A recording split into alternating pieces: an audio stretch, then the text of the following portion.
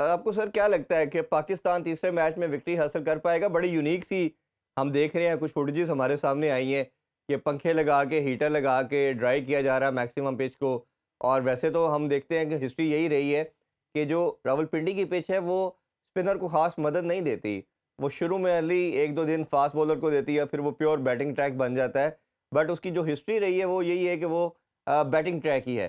तो आपके ख़्याल में कोई ऐसा जो स्पेशल चीज़ें की जा रही हैं, क्या पाकिस्तान सक्सेसफुल हो पाएगा स्पिन ट्रैक बनाने में? और आपको कितने चांसेस लगते हैं कि पाकिस्तान ये सीरीज़ अपने नाम कर लेगा?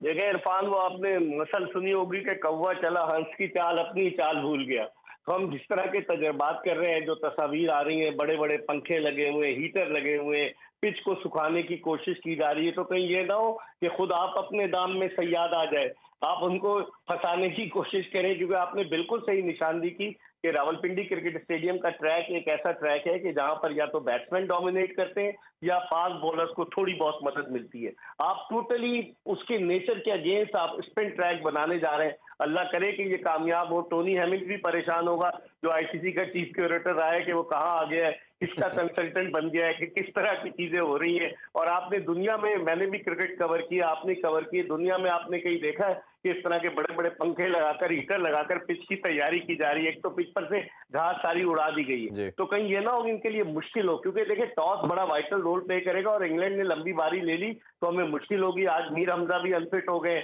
अब देखते हैं कि उनकी जगह कौन आता है। क्या मोहम्मद अली को खिलाते हैं जाहिद महमूद की जगह, या फिर 3 स्पिनर्स के साथ जाते हैं? लेकिन आप बिल्कुल सही कह रहे हैं, ये पिच की जो तैयारी जिस अंदाज से हो रही है वो बड़ी मज़ा खेज है। अच्छा, मजे की बात है, आप देखें इंग्लैंड की टीम परसों रात पहुंची थी इस्लामाबाद, कल उन्होंने बिल्कुल पिंडी स्टेडियम का रुख ही नहीं किया। उनके कुछ खिलाड़ी गोल्फ जी। खेलने चले गए, उनको फिक्र ही नहीं लायक है पिच की। फिक्र हमें लायक है कि हम पिच को ऐसे बनाएं कि हम जीत जाएं। देखिए अल्लाह करे ये फार्मूला इनका कामयाब हो जाए।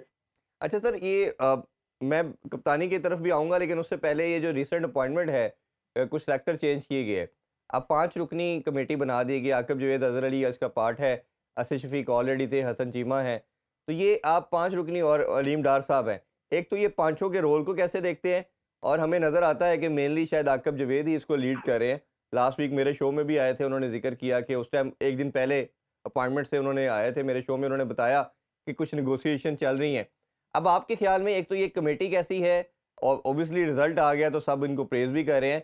और दूसरा ये बताइए कि सर, जिस तरह मैंने इंट्रो में ज़िक्र किया कि चीफ सेलेक्टर कोई नहीं है, और जब से मोहसिन नकवी साहब आए हैं, ये जितनी भी इनकी 2-3 सिलेक्शन कमेटियाँ हमने देखी, किसी का भी कोई चीफ अपॉइंट नहीं किया। तो ये दुनिया में हमें कोई एग्ज़ाम्पल नहीं मिलती कि आपका कोई चीफ ना हो। और ऑब्वियसली किसी को तो रिस्पॉन्सिबल ठहराना है, किसी को तो अकाउंटेबल ठहराना है। तो आपका क्या ओपिनियन है सारी सिलेक्शन कमेटी के हवाले से? ये आपके बिल्कुल सही निशानदेही कि हमारे यहाँ जब से 6 फरवरी को मोहसिन नकवी साहब ने चार्ज लिया है पाकिस्तान क्रिकेट बोर्ड के चेयरमैन का, उसके बाद से जो सिलेक्शन, पहले उन्होंने वहाब रियाज को गैर एलानिया चीफ सेलेक्टर बना दिया था, मोहम्मद यूसुफ के होते हुए। प्रेस कॉन्फ्रेंस में भी आपको याद होगा जी। वहाब रियाज सबसे आगे आगे रहते थे। अब वो पसे पर्दा चले गए हैं, लेकिन लोग ये कह रहे हैं कि पसे पर्दा रहकर वो मशवरे वही दे रहे हैं, सारे शॉट्स वही खेल रहे हैं। फिर उसके बाद इन्होंने एक एक्स ऑफिशियो मेंबर भी 5 रख दिया। अब आप मुझे बताएं, दुनिया में कहाँ एक्स ऑफिशियो मेंबर? पहले जी। 9 रुकनी सिलेक्शन कमेटी थी, हुँ। जिसमें इनके मंजूर, जो इनके काबिल एतमाद साथी है, मंजूर नजर नहीं कहूंगा, बिलाल अफजल साहब जो पंजाब की इंटरम गवर्नमेंट में मिनिस्टर भी रहे थे, वो भी, उनको भी रख लिया था। अब वो पीएस चेयरमैन के वो है, पर्सनल असिस्टेंट बने हुए हैं। उसके अलावा बेशुमार लोगों को रख लिया था। अब इन्होंने जो बनाई है सिलेक्शन कमेटी, आपने बिल्कुल सही इरफान निशानदेही की है कि इसका कोई सरबराह नहीं है। लेकिन हैरत अंगेज तौर पर अलीम डार, हालांकि वो फर्स्ट क्लास खेले हैं और जी। दुनिया के बेहतरीन अंपायर है, रेपुटेड है, बजाय इसके कि उनकी खिदमात आप अंपायरिंग के मयार को बेहतर बनाने के लिए लें, आपने उनको सिलेक्शन कमेटी में डाल दिया। इसका मतलब है आपको कोई मिल नहीं रहा था। हसन चीमा को आपने डाला है कि ये एनालिस्ट, दुनिया में कहाँ एनालिस्ट सिलेक्शन कमेटी में होते ऐसा हैं, ही है। टेस्ट क्रिकेटर्स होते हैं। लेकिन यहाँ पर तो जिसे पिया चाहे वही सुहागन वाली बात है।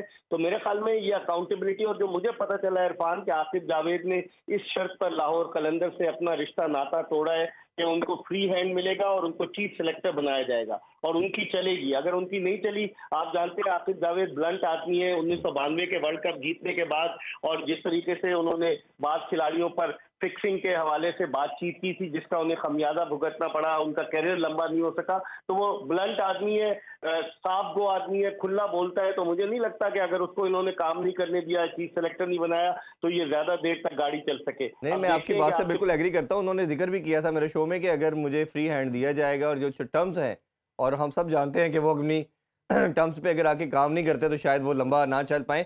अच्छा सर, ये अ, थोड़ा-सा सबसे इम्पोर्टेंट जो पॉइंट है वो कप्तानी है, और शायद एक दफ़ा पहले भी आपको मैंने शो में लिया था, हमने बात की थी। ये तमाम डिज़ास्टर की जो वजह बनी वो कप्तानी बनी। कप्तानी की कैसी बैटल शुरू हुई, बाबर की, शाहीन की, 2-3 प्लेयर बाद में वो भी अपना स्क्वीज़ इन करते रहे, किसी ना किसी तरह घुसने की कोशिश करते रहे। रिज़वान भी है, सौशकील भी है। तो अब ये मामला किसी तरह सेटल होता हुआ नज़र आ रहा है, बात हो रही है। अच्छा, मैं तो इसको सर अगर पीछे जाऊँ, तो मैं तो समझता हूँ कि सरफराज को हटाना पाकिस्तानी क्रिकेट के साथ क्राइम था। मैं अब इसे मिस्टेक तो नहीं कहता, क्राइम कहता हूँ।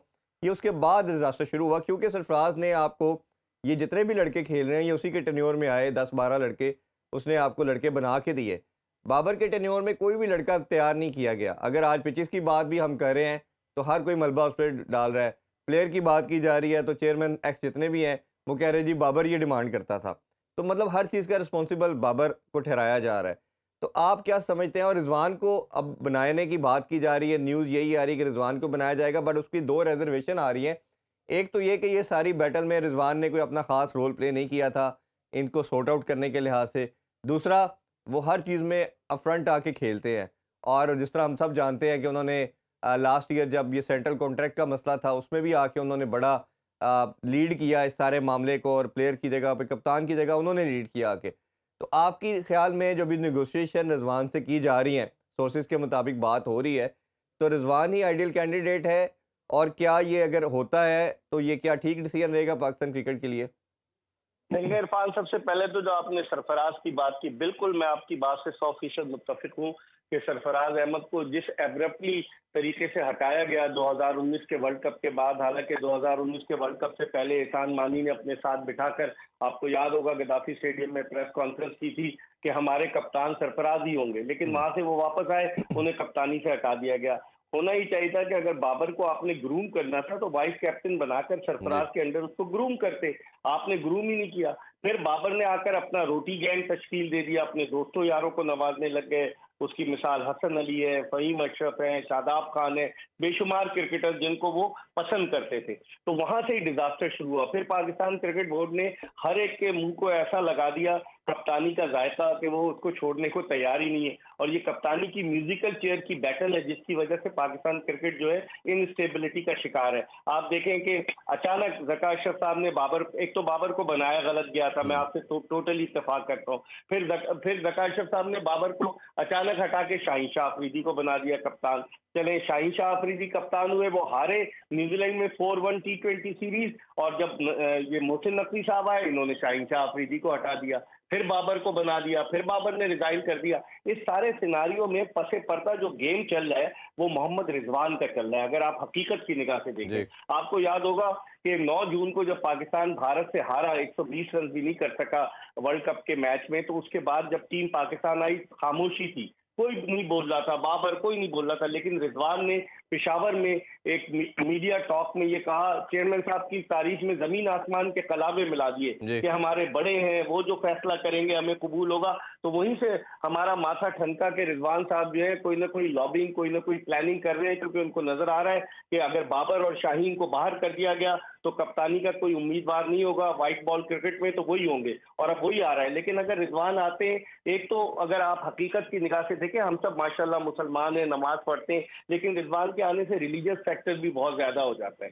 फिर रिजवान के आने से वो जो साया कॉरपोरेशन है कि जिसके पे रोल पर, जो खिलाड़ियों के पे रोल पर है, उसके भी जो है ना गिमिक्स शुरू हो जाते हैं। तो अब देखते हैं कि पाकिस्तान क्रिकेट बोर्ड क्या करता है। और फिर रिजवान ने ही तजवीज़ पेश की है कि अगर वो कप्तान नहीं होते तो मोहम्मद हारिस को बनाया जाए। मोहम्मद हारिस को आपको याद होगा डार्विन भेज दिया गया जी। पाकिस्तान शाहिद का कप्तान बनाकर, फिर उसके बाद कई जगह उन्होंने कप्तानी की है। क्या वो कहते हैं हार जाते हैं तो कहते हैं मुझे खुशी है हम हार गए, कभी वो कहते हैं कि मैंने लड़कों को कह दिया भारत से मुताल्लिक बात ना करें। तो आप लेवल देखें ना, अब वही लॉबीज जो है मुख्तलिफ काम कर रही हैं और फिर फखर जमान को इन्होंने अताब का शिकार बना दिया है, वो भी कप्तानी का उम्मीदवार हो सकता था।